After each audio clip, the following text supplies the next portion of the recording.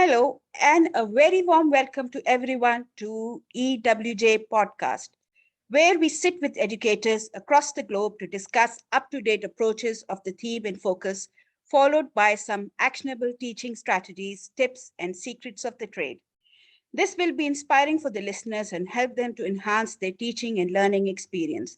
Your host today is Maria Zahid, and in this episode, we are we are talking with Feruz Akburov. How are you, Feruz, today? I'm doing quite well. Thanks for asking. How about you? Good, thank you. So, who Awesome. is this guest with us? So, he is philanthropist by nature, and he has committed himself to volunteering public engagement both at home and abroad.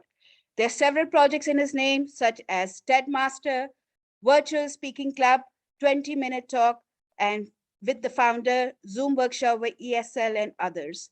He is the founder of ETA Uzbekistan. Well, it was a pleasure to have you. And his motto is take the first step in life. That's interesting. So I think the founding the the platform you have, association, is the first step you took, did you? Exactly. Yeah, You're you're absolutely correct. You always need to be an initiator in life. that's And it. for being an initiator, you need to take the first step. And the first step is usually the most challenging. True, true. I agree with you. Can't agree more because I myself is also a founder of this platform. And yes, the first step takes you far, doesn't it? Exactly. Right. So let's jump on to our first question. So, how would you define creativity in a classroom? And what does really mean to be creative to you? Oh, that's a very nice question. I love it. I love any question that is about creativity because it's very much in my DNA to be creative. So back to your question, like how do I define creativity? Just bring before your eyes a classroom, which is more like a box, and you've been inside that box for as long as you had your career, your teaching career, Mhm. and over time, gradually, you will get to see the same things over and over again and again, and it just gets monotonous and tedious and dull, and so is going to happen with your students. They would be not so much thrilled about your classes and your teachings just because it's been inside that box, and the box has been there for ages. And what you can try to welcome to that box is trying to get out of that box. And what I'm Mhm. trying to say is thinking outside the box. So now, once you invite your students outside the box, meaning outside the premises of the classroom, that's when your students will be able to come into contact with the real world. That's where they will have the first close interaction with the real world setting, where they could be able to apply their knowledge, things they learn from your classes. They'll have the chance to immediately and readily apply. But there's a $1 million question: will they succeed in the application part? Yeah, That still remains as a question. It's a $1 million question, as the name true, it suggests. is. Yeah. Because most of the times the teachings, the learnings that take place within that box, within that classroom, are not really related or relevant to the real world. So they are really like far-fetched. They are some kind of illusionary. It has no relevance or connection, a direct connection with the real world, and that's where we lose our students. A lot of people actually graduate from the schools, but only few of them succeed further in going on to uh, apply for the tertiary education, and then graduate from universities and continue with PhD or even further. Mhm. So as they move on further, just handful of people would succeed in education, and just because you know they were not given the right education from the start, from the grassroots level, that they were not taught in a creative way to apply their knowledge to the real world setting. Yeah. And like I said, as a teacher, as an educator, what we can do is we can try to closely align our teachings with the needs and demands of our students, so that they would be able to feel the learning process, that this is totally fun. This is True. so Yeah. much fun that they could immediately apply what they learned from today's lesson just after, stepping out of the classroom premises. This is when the real learning takes place. And this is how I would define creativity. So creativity is closely associated with the real world setting and the application of all the knowledge that the students receive from the class. Right. And So to can me, you specify an example where you think being creative was gave an extra oomph to the learning of your students? If you had done it differently, they wouldn't have got this experience like you have done it using the creative element to it. So could you give us a specific example regarding it, exactly. please? Yeah. Right. I was just about providing some Yeah, sure. illustrations. Um, for instance, every now and then I try to invite my students out for a different classroom setting. Well, I Mm-hmm. wouldn't call it a classroom setting, but just a different setting. Let's Mm-hmm. say I have taken my students to lots of different extraordinary settings, like the museum, or Mm-hmm. the garden, an open air garden, or the cafe, or the bowling center, or the public square, or Broadway, or just a place, an open air place where there are lots of people that gem up, just to make them feel that this is the real world where they could, interact with each other Yeah. and use their knowledge in the real world setting, rather than, using their English within the boundaries of a super comfort zone that they build inside the classroom, where they feel no worried or no agitation at all about making mistakes. But in the real world setting, once they move on to a real different world, they would start feeling a bit worried and anxious about, committing mistakes which they're not quite comfortable with. So Mm-hmm. that's a total different world, which is actually a real world where they should use their knowledge. So to me, I would suggest the teachers to keep on adding something to their content, to their way of teaching. So being creative about teaching English is always, doing it differently. So the Mm-hmm. difference would speak for itself. Imagine you're teaching the simplest form of grammar in today's lesson, and you're about to teach the same class next time. And you could ask yourself a question. You could reflect after each lesson, like, how am I going to teach the same lesson differently next time? Is there Yeah. anything I'm going to add? So if you keep on adding every single time onto your lesson and content, or the teaching method, the teaching technique, or the way of delivery, if you're going to just make it a bit different or a bit more interesting, that means you're on the right path of progress. And True. that's the way of creativity. It is never ending. You may just deliver a fantastic class once, but that doesn't mean that this class is going to work well all the time. So every time, you're likely to keep adding something and to expect a bit of change of scenery. Why not?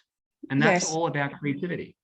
True, true that. So you kind of jumped the gun with my next question is like best practices that reflects creativity with achievable actions. So like you said, changing the routine of the classroom, even taking students out of the for like the box you said of the classroom and thinking use their creativity outside there. So achievable actions, when you think of being creative in your class, like you said, teaching grammar in a different way, so sometimes we do get very enthusiastic about planning a lesson, but they don't end up as we have planned, and it happens. It's okay, it happens, but we reflect, like you said, and we try to go back to it. So, do you think of a time when you planned a lesson and it didn't go as well as you thought it would?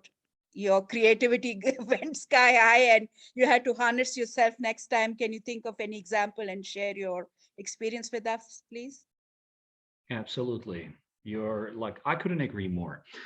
You know, uh, most of the times our teaching plans may not really be easily transferable into the real world setting, just because there are lots of unexpected problems and emergencies that may crop up down the line. So we better get ready for all kinds of situations and scenarios. So in my case, if you were to ask me about the best practices to that could reflect creativity with actionable, achievable action, that I would suggest any kind of method which would it actively involve collaboration within this among the students, as well as interaction, application, group work, problem solving. Yeah, True. problem solving. Yeah. Yeah. When there is a problem solving, that means you are giving your students a chance to be a bit more, creative. You are challenging your students with a problem that needs to be solved. And for solving a problem, they need to either collaborate. You could design a task to foster collaboration skills, Hmm. or let's say even on a smaller level, you could ask them to pair up and work in pairs, or even you could ask them to work on their own to see who is the most capable. But usually, the downside of setting your students on their own may end up a bit negatively, just because the entire class would be more like the competition. As we know, in each class there are fast finishers and there are the bottom feeders. So Yeah. it would be devastating or frustrating experience for the bottom feeders, just because they know that they have no chance of catching up with the fast finishers, with Yeah. the table toppers. So That's where I think the that's why it is collaborative more task. safe. Yeah.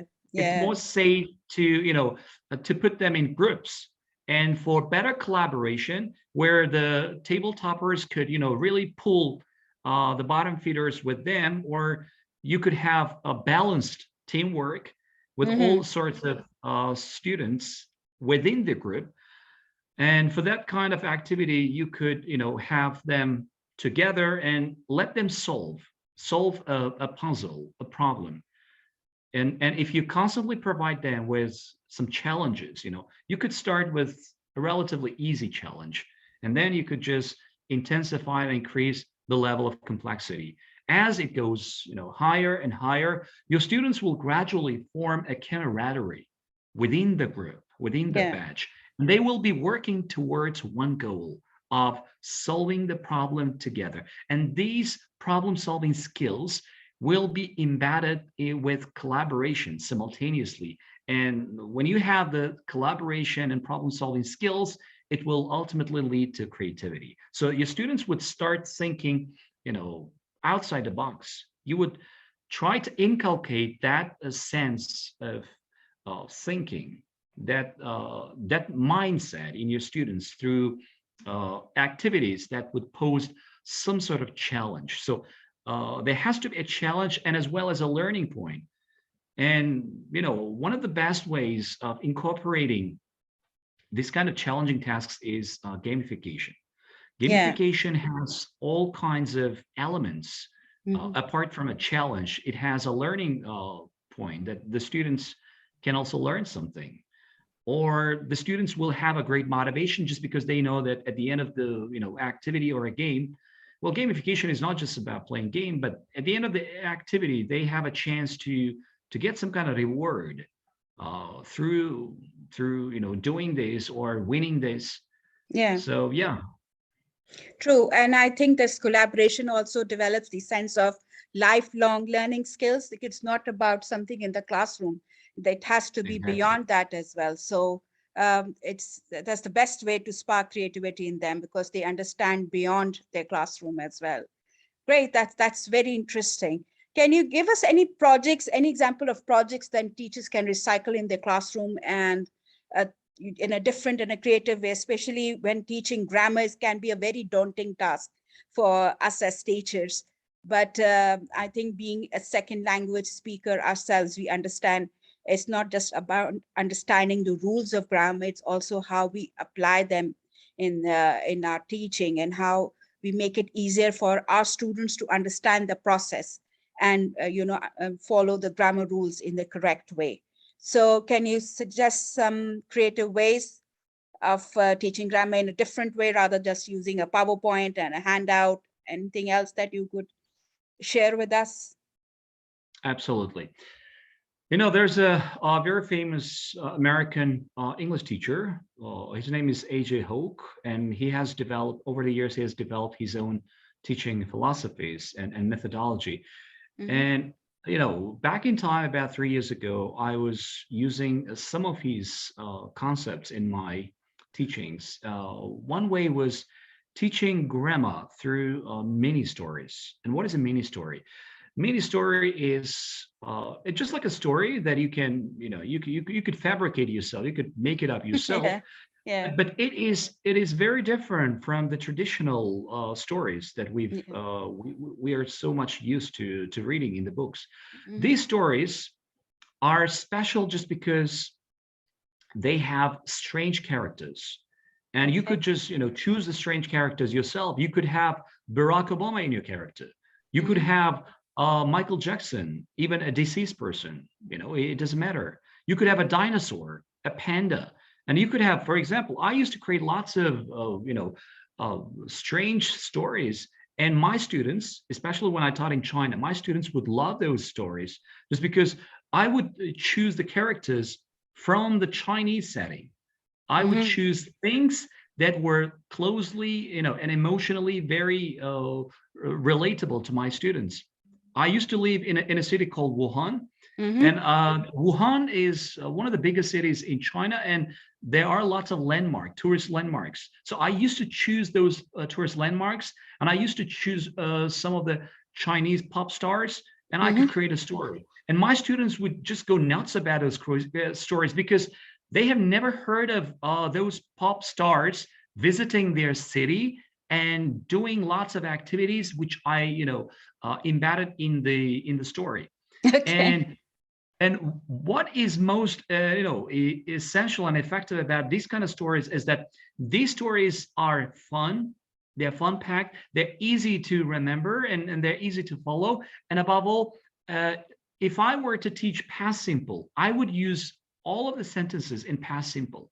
Mm. And at the end of this story, I would ask my students, did you notice anything? And I'm Yeah. sure there would be some bright students who would say, yeah, all of the sentences were in the past simple, or you Mm. are using lots of passive voice. Imagine Yeah. I'm to teach passive voice, and there are lots of passive voice structures. Or they could just pinpoint at the time expressions. They would say, you said yesterday, and the day before yesterday, two Yeah. years ago, like last week, 5 months ago. So all of the time expressions are related to the past simple. So teaching mini stories or teaching grammar through mini stories could be extremely fun, engaging, interactive. And at the end of the mini story, I would, ask some of the students to come up to the board, and they would be initiating Q&A with the students, saying, okay, they would say, um, if the story starts like this, once upon a time, Jack Ma, for example, he's the one of the famous people in China. Jack Ma came to Wuhan. Okay, they would immediately, rephrase this. They would turn it into a question: who came to Wuhan? So the students would start asking past simple question Yeah. immediately, and that would help them to quickly, practice their grammar knowledge simultaneously, because after all, teachings cannot be consolidated without the practice. True. And while teaching grammar through mini stories, the students will be able to immediately practice the use of certain grammar form in practice. So the entire mini story thing is all about having a lot of fun, interaction, and teaching in a very casual style. Most of the times the teachers prefer teaching in a more standard and formal way, which may be way too traditional, and it may really bore the students' attention. but the mini story is quite laid back. It's casual, it's funny because the characters are, you know, unimaginable, strange, very interesting. Uh, I used to choose those characters that my students would like. You know, I know my Yeah, students like sports people. They love pop stars. They yeah, love some, you know, they have the idols. I would ask them like, who is your idol and who is your favorite character? So I could get some information from my students about interest, and then I would, you know, closely resonate those all features through the mini stories, and the mini stories would just, you know, work extremely well. And this is great. one way how they can use without PPTs and sleeves and Yes. handouts. Yeah, I believe it's become thing of the past now of using PPTs and worry about handouts. We have to, like you said earlier, think out of the box because this is 21st century and we have to think of other ways to keep our students engaged. That's very interesting. And you remind me of something. We sat with the podcast with somebody in the last episode, and he said it's good to know your students first, what their liking is, so it is Exactly. relatable, so the activities are relatable. That's when they get engaged and you can work your lesson around it. Interesting. Thank you so much for sharing that. That was a very good way to My teach pleasure. grammar. Now we're coming to our final question. Some parts of the world, the teachers are still online and some of them have gone face to face. So teachers who are still in the virtual world are struggling with being creative. So can you give some top tips, your best three top tips before we wrap up this podcast that will help those teachers who are still online to be more creative in their classroom? I see. Well, I'd like to first provide top three tips in terms of, you know, being an instructor or a teacher just, you know, virtually, and then I'll go on to add more specific tips on how to become creative. Because uh, without those three tips, you know, without those three foundational tips, it would be very hard for them to become creative teacher virtually, because virtual setting is quite different from the traditional in-person setting. I would ask all those instructors who are listening to our talk to be more patient during the online teaching, because I've done a lot of online teaching in the past, and most of the times I used to have some unexpected problems, you know, uh, cropping up all of a sudden out of the blue, totally unexpected. Either there's a blackout, power cut, or there are some technical, you know, problems, internet glitches. So for all of that, you need to be patient. And also, maybe you have everything up and running, but you may have your students, you know, on their end, on their side, they may have the same problems, the same technical or some other, you know, inexplicable problems. So you need to be really, you know, patient about all sorts of problems that may hinder the success and progress of your class. That's like number one tip, Yeah, especially like we for say, patience teaching. is the virtue, right? It's the Yeah, best that's the virtue you can virtue. have. That's quite the virtue in a virtual world, to Yes, be it precise. is true. Yeah.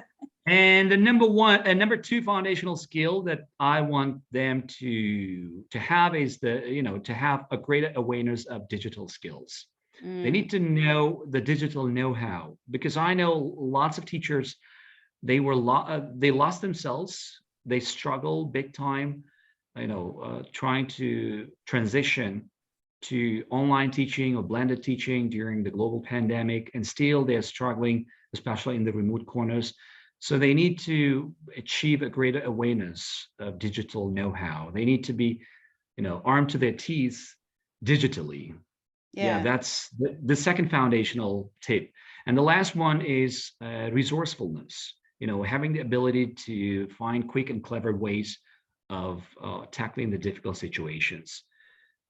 Like I said at the very onset, like the patience, it's somehow like partially related to patience.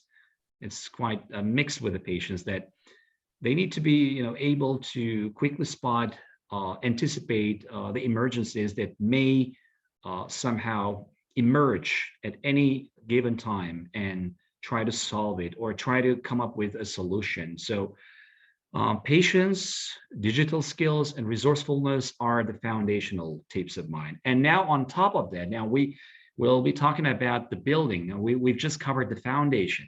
Okay. Now let's move We on to have the just time building. for one more tip, Mr. Feruz.